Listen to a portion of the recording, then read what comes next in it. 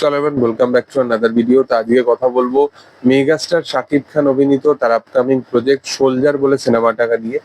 দেখো, সোলজারের অলরেডি ব্যাংককে শুটিং চলছিল, আমি অলরেডি তোমাদেরকে আপডেট দিয়েছিলাম এবং সোলজার রিলেটেড মোটামুটি 3-4 দিনের যে শুটিং আপডেট সেগুলো তোমাদের সাথে শেয়ার করেছি।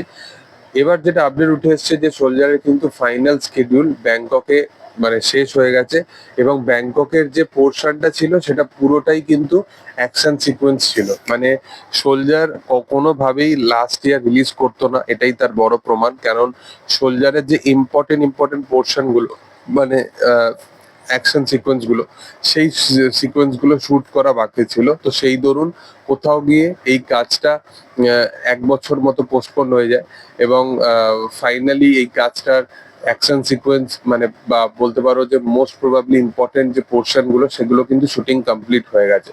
হ্যাঁ, সিনেমার কিছু পোর্শন এখনো বাকি আছে, যার মধ্যে একটা বা দুটো গান এখনো অব্দি শুট করা বাকি আছে। তারপরে কিছু ইম্পর্টেন্ট পোর্শন আছে, এগুলো ছাড়াও হয়তো সেগুলো পার্টিকুলার শুট কমপ্লিট করে মেগাস্টার শাকিব খান সে অন্য প্রজেক্টের ওপরে এবার নির্ভরশীল হয়ে যাবে এবং সোলজারের পোস্ট প্রোডাকশনের কাজ সেটার কাজ চলবে মোটামুটি 2-3 মাসের। কেননা সোলজার একটা টাইম পাবে মানে প্রপার ভাবে পোস্ট প্রোডাকশনের কাজ করার মতো এবং অক্টোবর মাস করে এই সিনেমাটা বড় পর্দা রিলিজ করতে চলেছে। এবং সবচেয়ে বড় কথা, মেগাস্টার শাকিব খানের লাস্ট 2-3টে সিনেমা যেখানে সবচেয়ে বড় যেটা প্রবলেম ছিল সেটা হচ্ছে যে প্রপার তারা টাইম পায়নি পোস্ট প্রোডাকশনের কাজ। মানে প্রিন্স এমন সিনেমা যেটা আগের দিন পর্যন্ত গানের শুটিং হয়েছে এবং পরের দিনে রিলিজ করেছে, তো এইরকম একটা বিষয় চলেছে। সেরকমই রকস্টারের ক্ষেত্রেও তাই, রকস্টার কিন্তু খুব তাড়াতাড়ি শুটিং হয়েছে।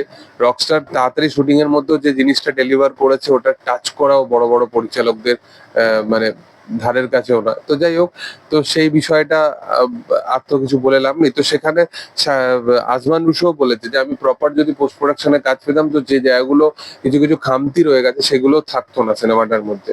তো সেরকমই শাকিব ফাহাদ কিন্তু এই জায়গায় কিন্তু পুরো বিষয়টার মধ্যে বা পুরো সিনেমাটার পোস্ট প্রোডাকশনের কাজের প্রতি সে কিন্তু প্রপার একটা টাইম পাবে এবং এডিটিং এর কাজ থেকে শুরু করে ডায়লগ থেকে শুরু করে চিত্রনাট্য সাজানো থেকে শুরু করে সবকিছু একটা প্রপার সময় পাবে সে। তো হোপফুলি সেটাকে সে কাজে লাগাবে এবং এই সিনেমাটা প্রপার ভাবে ডেলিভার হবে।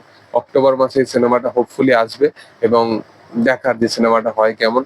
তবে তোমাদের কি বক্তব্য অবশ্যই তোমরা কমেন্ট সেকশনে জানাতে পারো। ভিডিও যদি ভালো লেগে থাকে তোমরা অবশ্যই লাইক করো, শেয়ার করো, সাবস্ক্রাইব করো চ্যানেলটিকে এবং পাশে থাকা বেল আইকনটা অবশ্যই তোমরা প্রেস করে দিও। Thank you all, by.